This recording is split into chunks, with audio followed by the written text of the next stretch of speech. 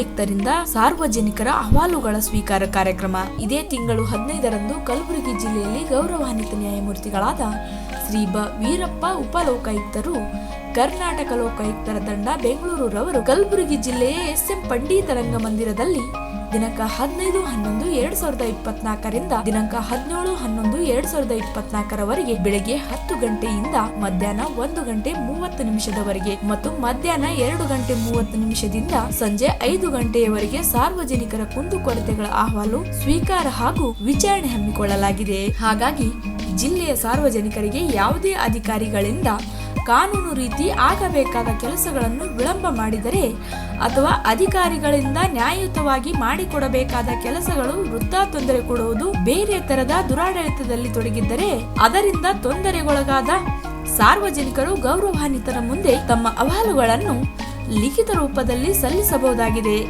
ಜಿಲ್ಲೆಯ ಸಾರ್ವಜನಿಕರು ಇದರ ಸದುಪಯೋಗ ಪಡೆದುಕೊಳ್ಳಬೇಕಾಗಿ ಈ ಮೂಲಕ ಕೋರಲಾಗಿದೆ.